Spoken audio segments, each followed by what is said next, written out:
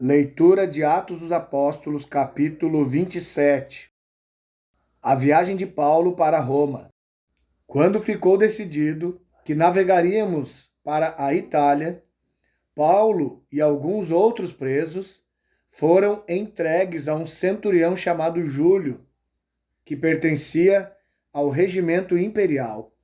Embarcamos no navio de Adramítico, que estava de partida para alguns lugares da província da Ásia, e saímos ao mar, estando conosco Aristarco, um macedônio de Tessalônica. No dia seguinte, ancoramos em Sidom, e Júlio, num gesto de bondade para com Paulo, permitiu-lhe que fosse ao encontro dos seus amigos, para que estes suprissem as suas necessidades. Quando partimos de lá, passamos ao norte de Chipre, porque os ventos nos eram contrários. Tendo atravessado o mar aberto, ao longo da Cilícia e da Panfilha, ancoramos em Mirra, na Lícia. Ali, o centurião encontrou um navio alexandrino que estava de partida para a Itália, e nele nos fez embarcar.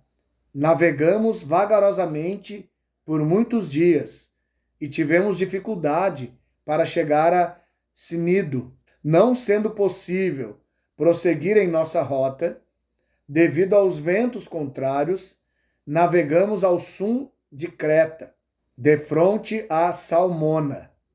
Costeamos a ilha com dificuldade e chegamos a um lugar chamado Bons Portos, perto da cidade de Lazéia. Tínhamos perdido muito tempo e agora a navegação se tornara perigosa, pois já havia passado o jejum. Por isso Paulo os advertiu: Senhores, vejo que a nossa viagem será desastrosa e acarretará grande prejuízo para o navio, para a carga e também para as nossas vidas. Mas o centurião, em vez de ouvir o que Paulo falava, seguiu o conselho do piloto e do dono do navio. Visto que o porto não era próprio para passar o inverno, a maioria decidiu que deveríamos continuar navegando, com a esperança de alcançarmos Fenice e ali passar o inverno. Este era um porto de Creta, que dava para sudoeste e noroeste. A tempestade. Começando a soprar suavemente o vento sul, eles pensaram que haviam obtido o que desejavam.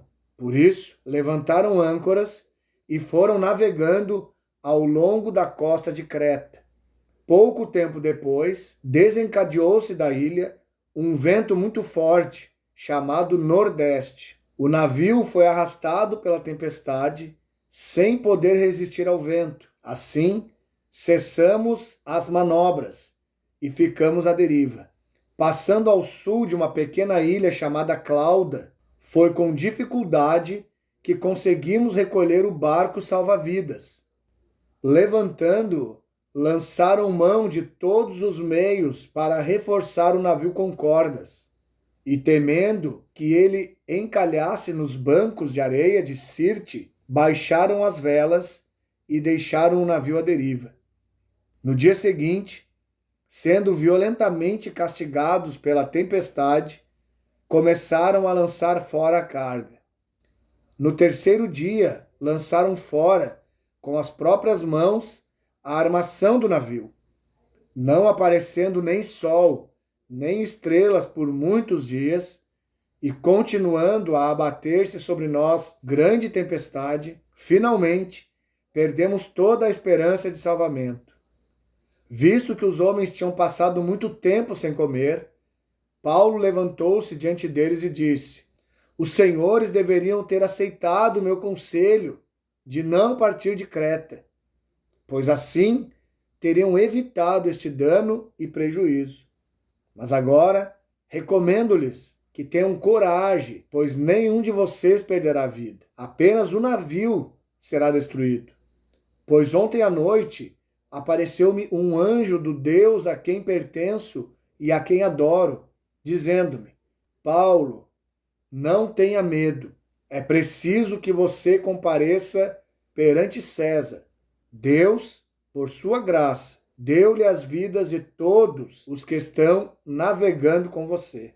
Assim, tenham ânimo, senhores. Creio em Deus que acontecerá do modo como me foi dito. Devemos ser arrastados para alguma ilha. O naufrágio. Na 14ª noite, ainda estávamos sendo levados de um lado para o outro no mar Adriático, quando, por volta da meia-noite, os marinheiros imaginaram que estávamos próximos da terra. Lançando a sonda, verificaram que a profundidade era de 37 metros. Pouco tempo depois, lançaram novamente a sonda e encontraram 27 metros. Temendo que fôssemos jogados contra as pedras, lançaram 4 âncoras da popa e faziam preces para que amanhecesse o dia. Tentando escapar do navio, os marinheiros baixaram o barco salva-vidas ao mar, a pretexto de lançar âncoras da proa. Então, Paulo disse aos centuriões e aos soldados: se estes homens não ficarem no navio, vocês não poderão salvar-se. Com isso, os soldados cortaram as cordas que prendiam o barco salva-vidas e o deixaram cair.